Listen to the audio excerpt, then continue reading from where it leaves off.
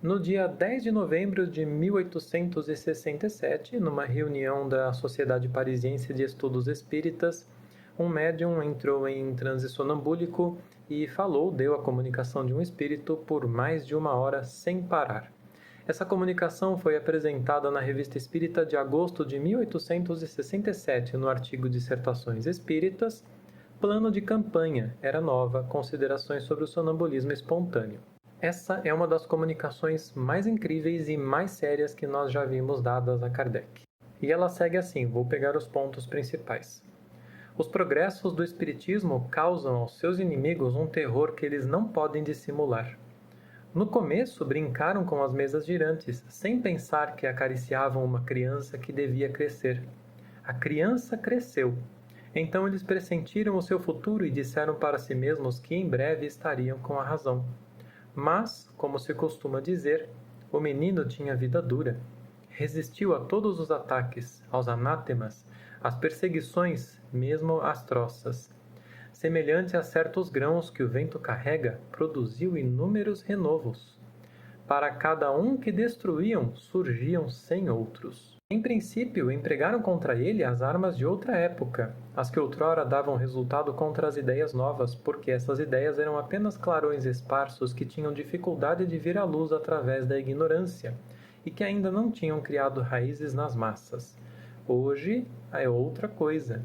Tudo mudou. Os costumes, as ideias, o caráter, as crenças. A humanidade não mais se emociona com as ameaças que amedrontam as crianças. O diabo, tão temido por nossos avós, já não mete medo. Rimos dele. Sim, as armas antigas entortaram-se na couraça do progresso. É como se em nossos dias um exército quisesse atacar uma praça forte guarnecida de canhões com as flechas, os arietes e as catapultas dos nossos antepassados. Os inimigos do Espiritismo viram pela experiência a inutilidade das armas carcomidas do passado contra a ideia regeneradora. Longe de prejudicá-lo, seus esforços só serviam para dar-lhe autoridade. Para lutar com vantagem contra as ideias do século, seria preciso estar à altura do século. As doutrinas progressistas, seria necessário opor doutrinas ainda mais progressistas, mas o menos não pode vencer o mais. Tem algum erro de escrita nessa parte aqui, de tradução. Então, não podendo triunfar pela violência, recorreram à astúcia, a arma dos que têm consciência de sua fraqueza. De lobos fizeram-se cordeiros, para se introduzirem no aprisco e aí semear a desordem, a divisão, a confusão. Porque chegaram a lançar perturbação em algumas fileiras, cedo demais se julgaram senhores da praça. Nem por isto os adeptos isolados deixaram de continuar sua obra e diariamente a ideia abre seu caminho sem muito alarido. Eles é que fizeram o alarido. Não havedes perpassar por tudo, nos jornais, nos livros, no teatro e mesmo na cátedra? Ela trabalha todas as consciências, ela arrasta os espíritos para novos horizontes, e é encontrada no estado de intuição mesmo naqueles que dela não ouviram falar. Eis um fato que ninguém pode negar e que cada dia se torna mais evidente. Não é a prova de que a ideia é irresistível e que ela é um sinal dos tempos? Aniquilá-lo, pois, é uma coisa impossível, porque seria preciso aniquilá-lo não num ponto, mas no mundo inteiro. E depois as ideias não são levadas nas asas do vento? E como atingi-las? Pode-se pegar pacotes de mercadoria na alfândega, mas as ideias são intangíveis. Que fazer então? Tentar apoderar-se delas, para acomodá-las à sua vontade. Pois bem, é o partido do qual se decidiram. Disseram de si para si. O Espiritismo é o precursor de uma revolução moral inevitável. Antes que ela se realize completamente, trataremos de desviá-la em nosso proveito. Façamos de maneira que aconteça com ela, como em certas revoluções políticas, desnaturando o seu espírito, poder-se-ia imprimir-lhe outro curso. Assim, o plano de campanha está mudado. Vereis formarem-se reuniões espíritas cujo objetivo confessado será a defesa da doutrina e cujo objetivo secreto será a sua destruição. Supostos médiuns que terão comunicações encomendadas adequadas ao fim que se propõem. Publicações que, sob o manto do espiritismo, se esforçarão para o demolir.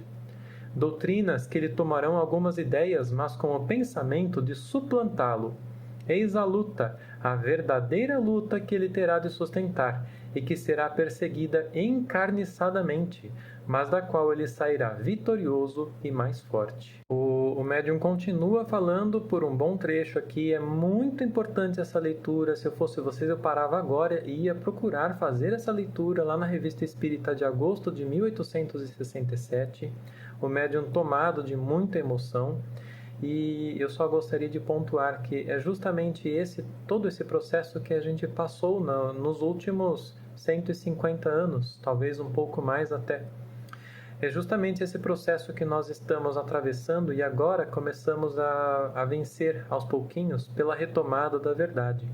E é por isso que eu estou aqui todos os dias convidando cada um de vocês a fazer a sua parte, a se lançar a esse esforço necessário de estudo, a pisarem no freio, a pararem de ler romances, a pararem de divulgar ideias das quais vocês não têm certeza se são parte da doutrina espírita.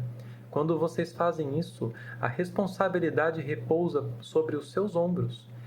E a nossa responsabilidade pesa muito na nossa consciência quando a gente desvia outras pessoas, quando a gente provoca que as pessoas se afastem do espiritismo, enveredem pelo caminho errado das falsas ideias por conta daquilo que a gente divulga.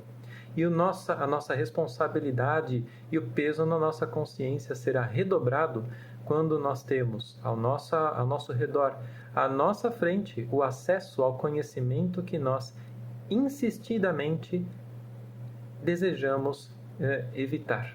Por um tempo, essa renovação moral do Espiritismo foi desviada. Por um tempo, foi atrasado aquilo que Kardec via que aconteceria, que seria a renovação da humanidade pelas ideias espíritas. Isso agora precisa ser recuperado. E para que isso aconteça, cada um precisa fazer a sua parte.